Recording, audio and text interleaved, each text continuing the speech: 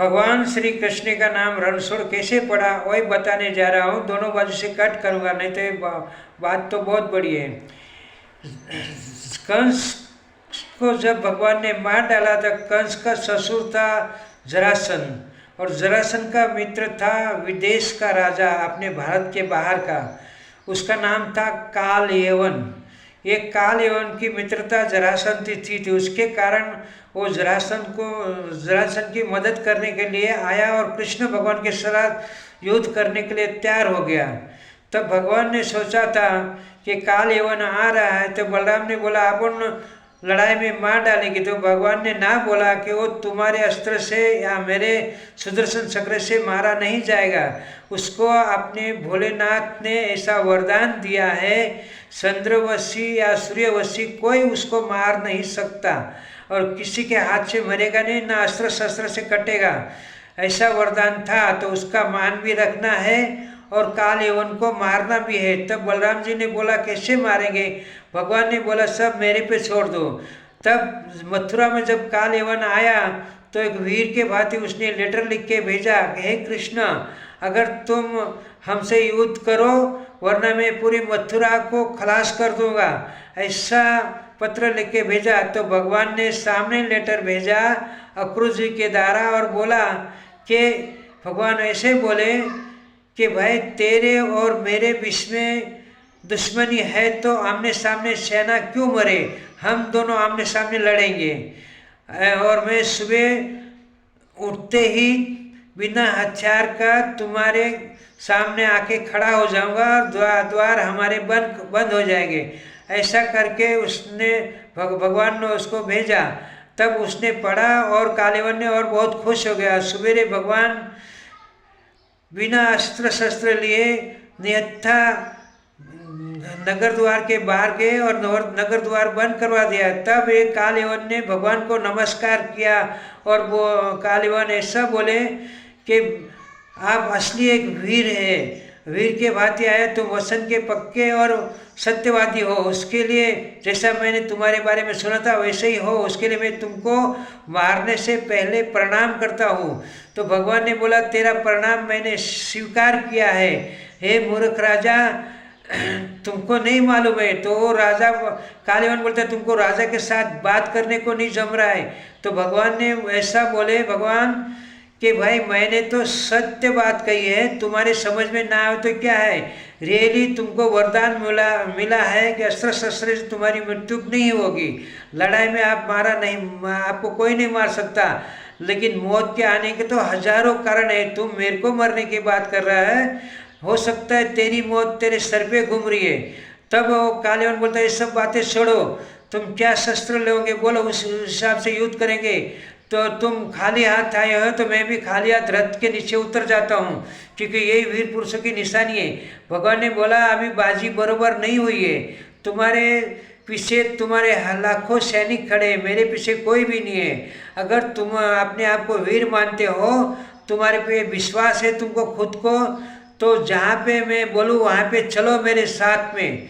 तो कालयवन बोलता है कि ये बात भी मुझे मंजूर है, चलो कहाँ चलना है। और पुनः अपने सैनिक को बोल दिया कोई भी हमारे पीछे नहीं आएंगे।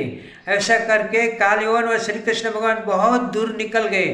तब कालयवन ने बोला अभी तुम्हारे हमारे बीच में कोई नहीं आ रहा है और किसी को मालूम भी नहीं है कि हम लोग कहाँ पे, कोई देखता भी नहीं है। तब भगवान ने बोला भागो, भागना पड़ेगा। ऐसा करके भगवान भागने लगे। तब कालयवन बोला तुम भगड़ हो, तुम रण छोड़ के भाग रहे हो, तुम रणछोड़ हो। तब भगवान ने बोला ओहो मेरे को हजारों नाम दिया है, लेकिन रणछोड़ नाम किसने नहीं दिया, इसके लिए नाम को मैं स्वीकार करता हूँ। तब इससे भगवान का नाम रणछोड़ है और वो मंदिर आज के तारीख में डाकोर गुजरात में है। और भगवान वो कालयवन को लेके भागे और आगे भगवान और पीछे कालयवन भागते भागते हेमासीन नाम की गुफा में लेके गए।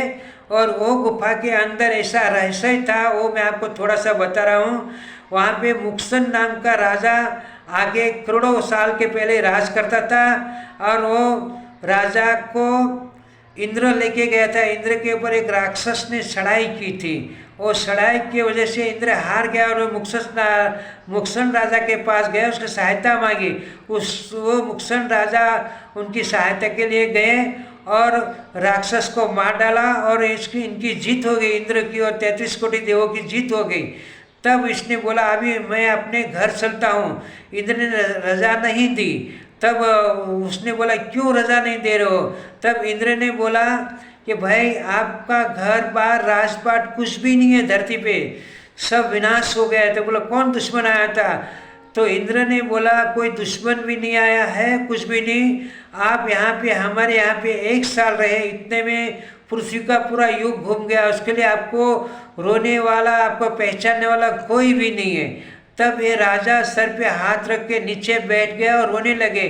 तब इंद्र ने आश्वासन देते हुए कहा ये तो कुदरत के हाथ में है, ना तुम्हारे हाथ में है ना मेरे हाथ में है, लेकिन मैं आपको वरदान देता हूँ और वचन देता हूँ आपको दूसरा परिवार और रानियाँ, भोग विलास सब आपको मेरे वचन से प्रकट हो जाएगा, आप वो उसके साथ करो। तो ये राजा मुक्सन बोलता है जो मेरा था वो नहीं रहा तो दूसरा लेके मैं क्या करूँगा, मेरे को नहीं मांगता है कुछ भी। तब इंद्र ने बोला वरदान तो आपको लेना ही पड़ेगा, हमारी इज्जत के लिए हमारा वरदान लो, हमारा मान रखो। तब मुक्सन राजा ने बोला कि हमें सोना है, हम बहुत थक गए, क्योंकि भाई जिसका परिवार नाश हो गया और करोड़ों साल पहले जब सब विनाश हो गया तो दुख तो लगेगा ही ना। तब वो राजा ने निंद्रा मांगी। तब ये इंद्र राजा ने बोला कि जाओ तुमको कोई जगाएगा, तुम्हारे नींद पूरी होने से पहले कोई भी जगाएगा और तुम्हारी आंखों की रोशनी जो तुम्हारे जिसके ऊपर पहले गिरेगी वो जल के भस्म हो जाएगा। ऐसा वरदान इंद्र ने मुक्सन राजा को दिया और वो पर्वत पे आके सो गया। जिनको लाखों साल बीत गए थे वो निद्रा में थे। भगवान श्री कृष्ण ये राजा को लेके वहाँ पे गए, एक कालीवन को आगे आगे भगवान और पीछे पीछे कालीवन, भगवान वो गुफा में प्रवेश किए और मुक्सन राजा जहाँ पे सोया था उसमें अपना जो दुपट्टा रहता है इंसान का जिसको सोल बोलते हैं, वो सोल भगवान ने मुक्सन राजा को सोया था वहाँ पे उठा दी और भगवान वहाँ से गायब हो गए। और ये कालीवन वहाँ पे आया और 2-3 बार बोला उठो, मैं सोए हुए को नहीं मारता हूँ, लेकिन तुम मेरे को मजबूत मत करो, मेरे को क्रोध आ रहा है। वैसा करके लात मारी, 2-3 लात मारी तो मुक्सन राजा की नींद खुल गई और उसने बोला कौन दुष्ट मेरे को भर नींद से उठाया।